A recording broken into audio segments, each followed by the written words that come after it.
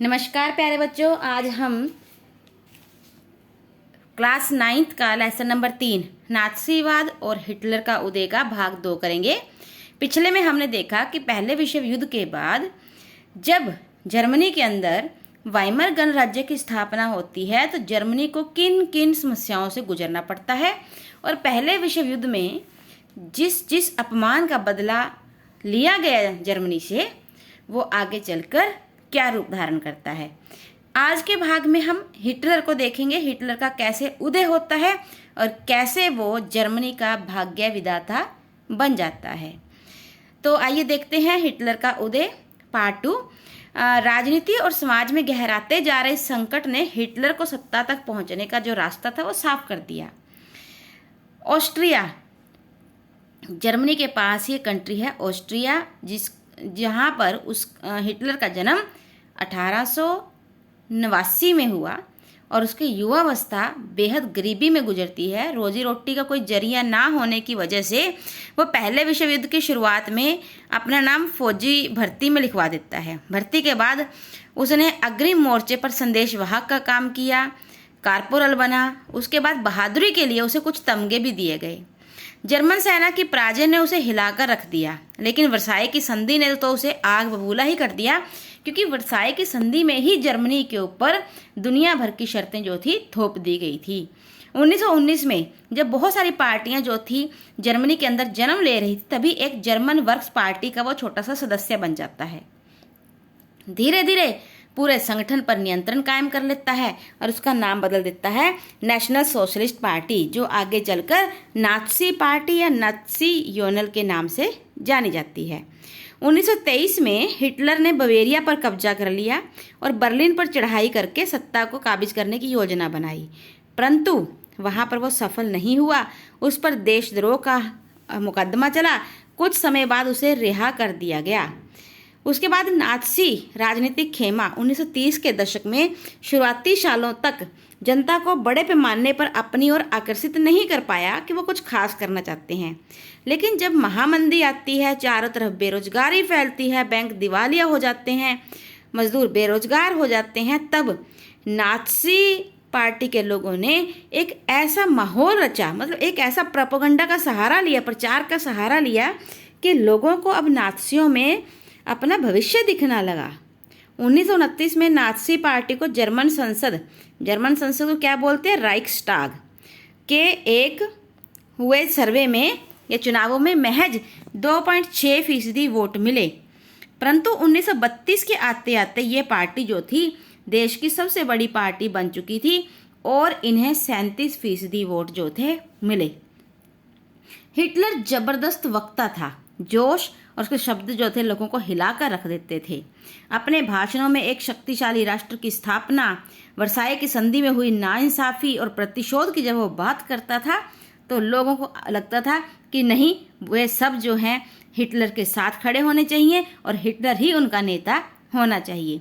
उसने आश्वासन भी दिया कि वह देश को विदेशी प्रभाव से मुक्त करवाएगा और तमाम साजिशों का मुंह तोड़ जवाब देगा यदि वह सत्ता में आता है। उसके बाद हिटलर ने राजनीति की एक नई शैली रची। वह लोगों को गोलबंद करने के लिए आडंबरों का बहुत सहारा लेता था। भारी समर्थन दर्शाने के लिए और एकता भाव इकट्ठा करने के लिए बहुत सारी रैलियां और जनसभाओं का आयोजन करता था। और स्वास्तिक, आपने कई बार एक स्वास्तिक चिन्ह को भी आपने देखा होगा हिटलर के साथ, तो वो स्वास्तिक छपे लाल झंडे, नात्सी सैल्यूट और भाषणों के बाद खास अंदाज में तालियों की गड़गड़ाहट से ये सारी चीज़ें जो थी शक्ति के प्रदर्शन का हिस्सा थी। नात्सियों ने अपने धुआंधार प्रचार के जरिए हिटलर को एक मसीहा बना दिया। मसीहा का अर्थ है देवता, एक रक्षक, एक ऐसा व्यक्ति जो तबाही से जर्मनी को उभार सकता है। तब तो ऐसे सब्ज बाग क्या होंगे, लोगों को आकर्षित करेंगे ही। तब लोगों को लगता है कि नहीं, जो हिटलर है यही हमारा नेता है, यही हमारा चांसलर। आपको पता है जैसे हमारे देश में सबसे शक्तिशाली पद प्रधानमंत्री का होता है, उसी प्रकार से जर्मनी में जो सबसे शक्तिशाली पद है वो चांसलर का है। तो 30 जनवरी 1933 को राष्ट्रपति हिंडनबर्ग, आपको यहाँ पर ना देखिए, मतलब मुझे तो ऐसा लगता है कि हर शब्द हर लाइन के अंदर ना जाने कितने प्रश्न छिपे हुए हैं। 30 जनवरी 1933 को राष्ट्रपति हिंडनबर्ग ने हिटलर को चांसलर के पदभार को संभालने का न्योता दिया। ये पद जो है मंत्रिमंडल में चांसलर का सबसे शक्तिशाली होता है। अब नाज़ी पार्टी जो थी रूढ़िवादियों को भी अपने उद्देश्यों में जोड़ चुकी थी। सत्ता हासिल करने के बाद उसने धीरे धीरे हिटलर ने लोकतांत्रिक शासन प्रणाली को भंग करना शुरू कर दिया। फरवरी महीने में, देखिए जनवरी में तो वो न्योता देता है, फरवरी में जर्मनी संसद में एक रहस्यमय अग्निकांड होता है जर्मन संसद में, और तब 28 फरवरी 1933 को जारी किए गए अग्नि अध्यादेश के जरिए अभिव्यक्ति, प्रेस और सभा करने की आज़ादी छीन ली जाती है। वाइमर संविधान में इन अधिकारों को काफ़ी महत्वपूर्ण स्थान था, लेकिन हिटलर ने अपने कट्टर शत्रु कम्युनिस्टों पर निशाना साधा और इस प्रकार की सारी आज़ादियाँ छीन ली। इवन के उसने क्या किया, कम्युनिस्टों को, जिन्हें वो अपना दुश्मन मानता था, उन्हें कंसंट्रेशन कैंपों में बंद कर दिया। ऐसे कैंप जहाँ पर हजारों हजारों लोग रहते हैं और बाद में उन्हें तसीहे देकर या तो मार दिया जाता है या फिर गैस छोड़कर उन्हें मार दिया जाता है, लेकिन मारना जरूर है। लगभग 5 लाख की आबादी वाले ड्यूसेसलडॉर्फ शहर में गिरफ्तार किए गए लोगों की बची कुची 808 फाइलों में से 1440 जो थी वो सिर्फ कम्युनिस्टों की थी। नाज़ियों ने सिर्फ कम्युनिस्टों का ही सफाया नहीं किया, 52 किस्म के लोग पहचान लिए, भाई इन सब का हमने दमन करना है, ये हमारे लिए अवांछित है, हमें इनकी ज़रूरत नहीं है। 52 किस्म के। देखिए मात्र 30 जनवरी को उसका एज ए चांसलर उसका करियर शुरू होता है और 3 मार्च के आते आते विशेषाधिकार अधिनियम पास करता है, जिसके तहत जर्मनी में तानाशाही की घोषणा हो जाती है। हिटलर को संसद के हाशिए पर धकेलने और केवल अध्यादेश जारी करने का अधिकार प्राप्त हो जाता है। नाज़ी पार्टी और उससे जुड़े संगठनों के अलावा सभी प्रकार के ट्रेड यूनियन पार्टी सब पर पाबंदी लगा दी जाती है। अर्थव्यवस्था, मीडिया, सेना, न्यायपालिका सब पर नियंत्रण स्थापित हो जाता है। पूरे समाज को नाज़ियों के हिसाब से नियंत्रित और व्यवस्थित करने के लिए एक खास प्रकार के निगरानी और सुरक्षा दस्ते स्थापित किए जाते हैं।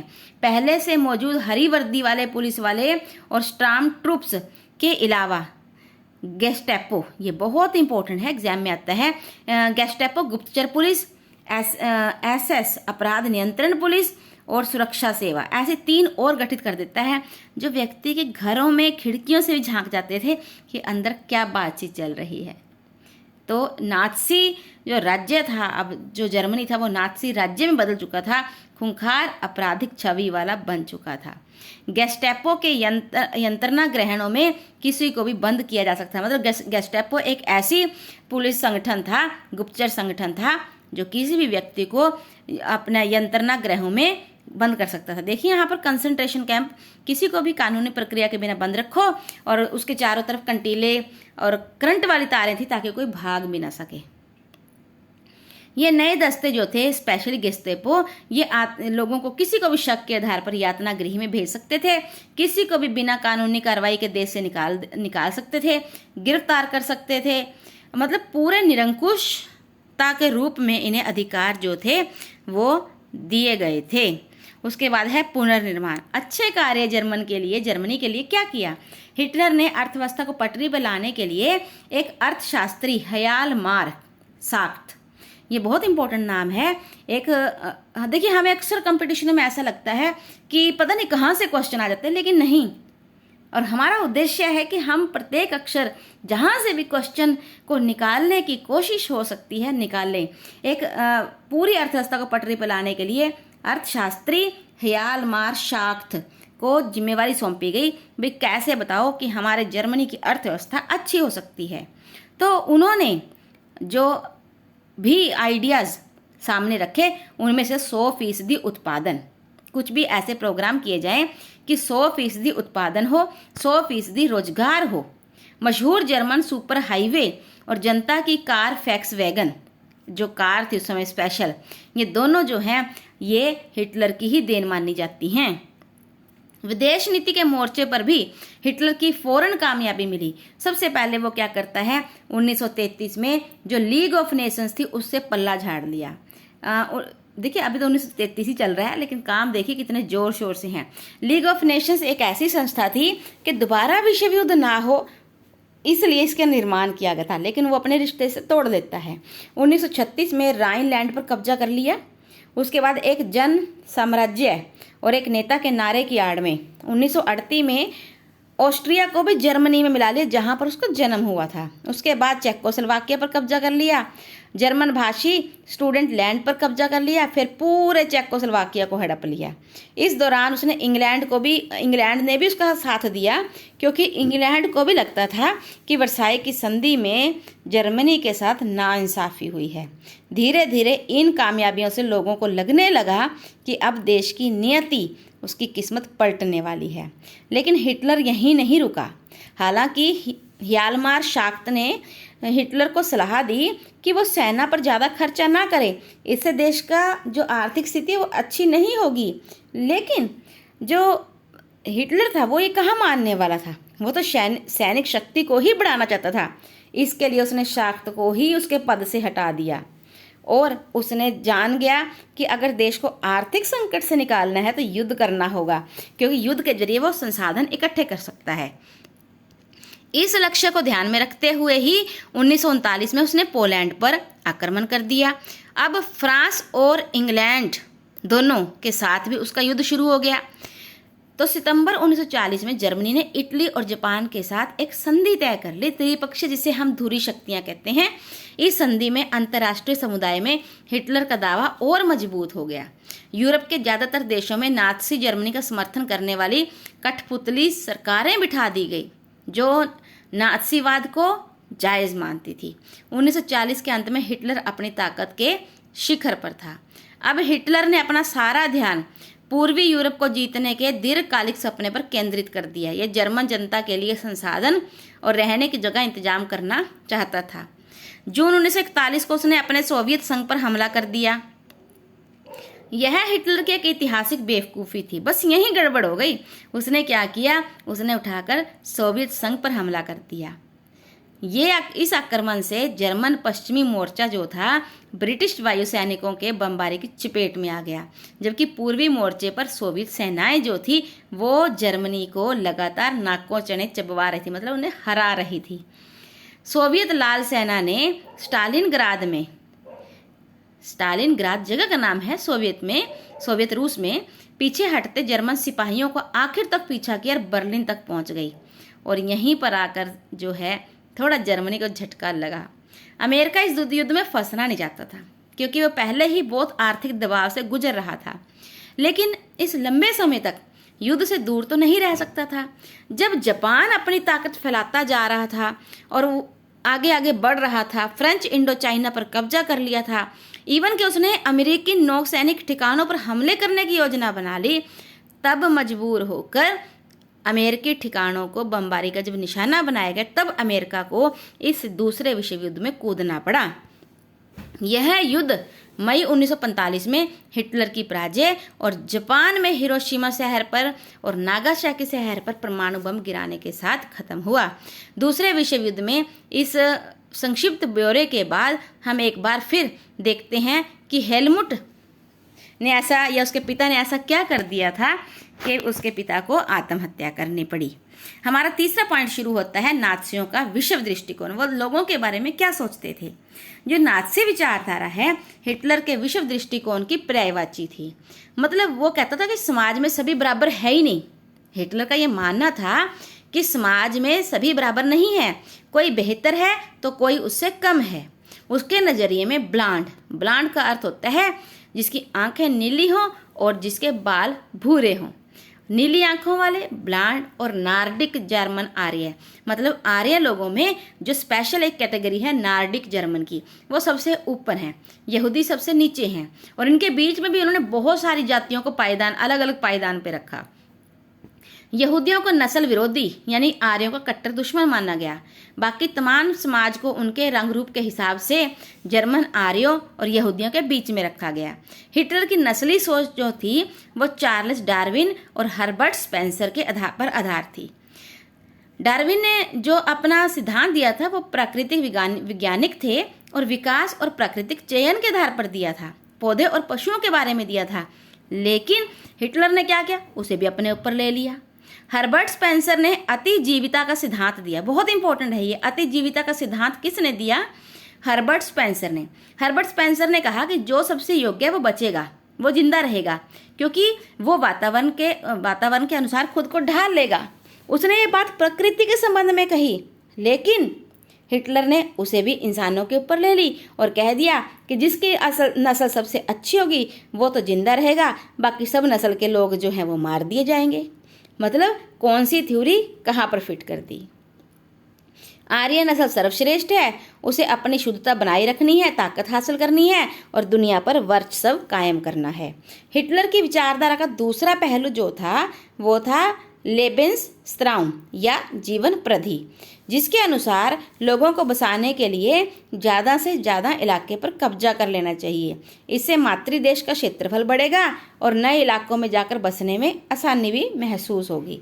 हिटलर की नज़र में इस तरह जर्मन राष्ट्र के लिए संसाधन बेहिसाब इकट्ठे हो जाएंगे। इसी के चलते तो उसने पोलैंड पर हमला किया था और पोलैंड पर हमला करने से ही तो दूसरा विश्व युद्ध शुरू हुआ था। नस्लवादी राज्य की स्थापना, नेक्स्ट पॉइंट है। सत्ता में पहुंचते ही नात्सियों ने शुद्ध जर्मन के विशिष्ट नस्ल समुदाय की स्थापना के सपने को लागू करना शुरू कर दिया। सबसे पहले उसने विस्तारित जर्मन साम्राज्य में मौजूद उन समाजों और नस्लों को ख़त्म करना शुरू कर दिया जिसे वो अवांछित मानता था। देखिए इसकी सोच कैसी है हिटलर की। वो सिर्फ उन्हीं लोगों को मारना पसंद नहीं करता था जो उसे लगता था कि नार्डिक आर्य नहीं हैं, बल्कि उसे ये भी लगता था कि ये तो मानसिक रूप से या शारीरिक रूप से जो हैं ये अपंग हैं, तो इन्हें भी जीने का हक नहीं है। तो इसीलिए उसे लगता था कि केवल ये ही लोग जो तरक्की और वंश विस्तार के योग्य हैं, बाकी सब तो जो है वो अवांछित हैं, वही वांछित हैं। उसका मतलब ये कि ऐसे जर्मन को जिंदा रहने का कोई हक नहीं जिसमें नात्सी अशुद्ध या असामान्य हो।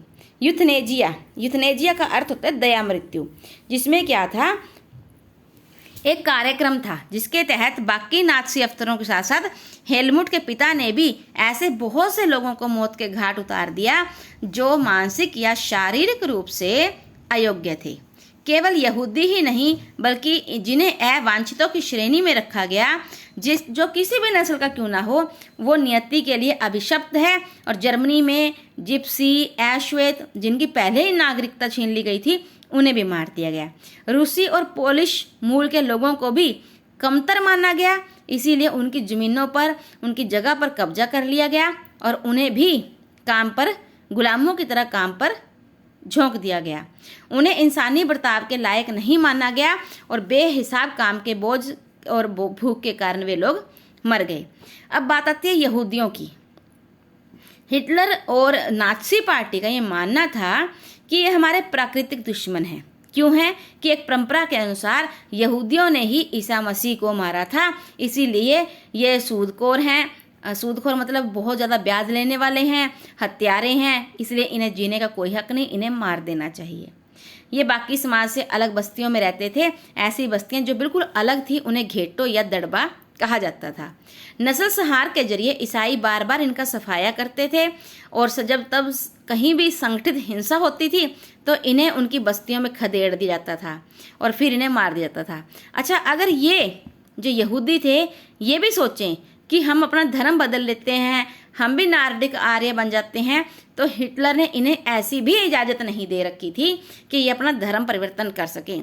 हिटलर के अनुसार इस समस्या का सिर्फ एक ही हल था कि यहूदियों को पूरी तरह से ख़त्म कर दिया जाए। सन 1933 से लेकर 38 तक नात्सियों ने यहूदियों को तरह तरह से आतंकित किया और उन्हें दरिद्र कर उनके सारे साधन छीन लिए, उन्हें सारे समाज से अलग थलग कर दिया।